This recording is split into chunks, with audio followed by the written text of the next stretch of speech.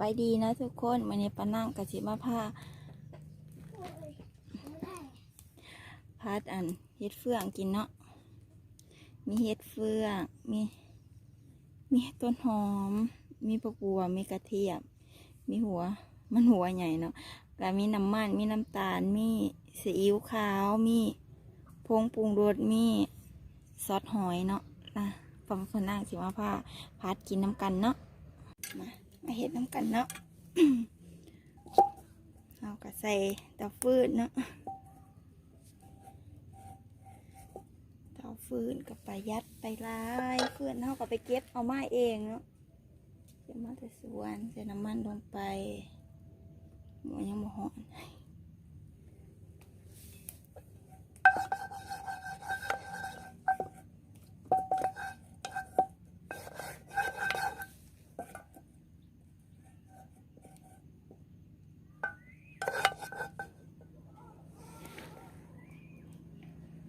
มันก็จะได้กินหอมของฟืนเนาะกินออกคิ้วๆนี่คือคนบางคนเขาจะบอกกินแต่สำหรับเรา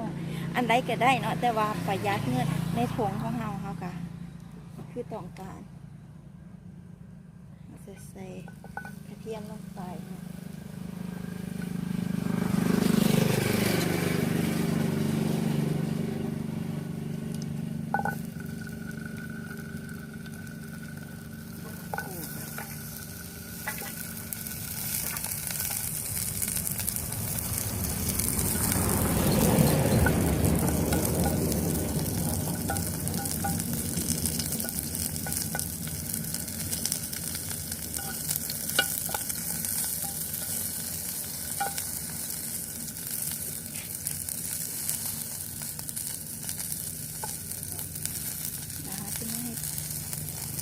อย่างกระเหลี่ยมหอมเลยเนาะ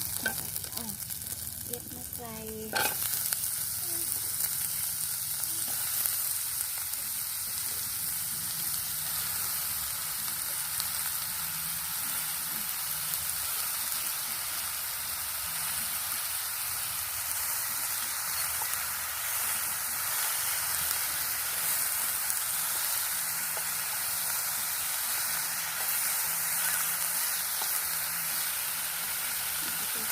นี่ก่อนนะ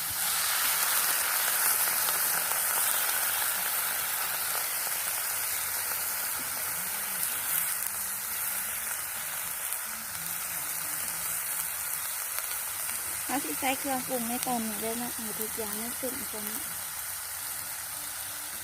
น้ำตาลก็อิ่วขาวลงไป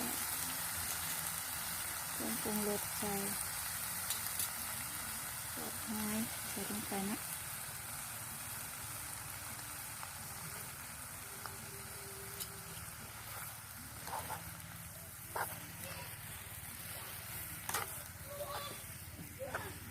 มาแล้วเขาจะหายตรงไหนนะ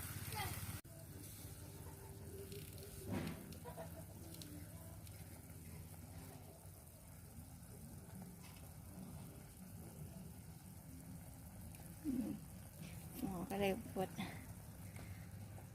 เขาจะเห็ดแต่มันมีหนามเนาะพอเขาจะไปกินกับข้าวเจ้า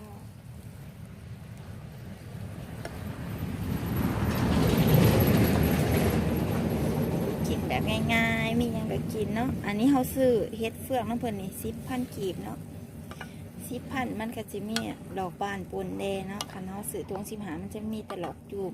แล้วว่า10,000กับ15,000มันก็บ่ได้เดือนกันหลายเนาะอันไหนถือว่ามันประหยัดเงินอยู่ทงเอากระสือมันเนาะ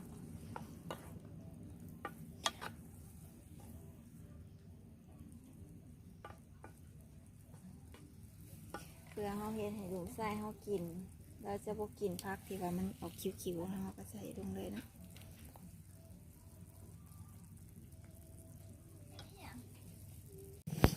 หนามลายคนหน่อยเขาหมักหนามเนาะกันแล้วกินที่ว่าขัวที่ว่าแห้งๆเราจะบ่หมักเนาะเราก็ใส่หอมลงไปนะคลิปนี้ไว้สำนีคลิปหน้ามาต่อกันใหม่เนาะบ๊ายบาย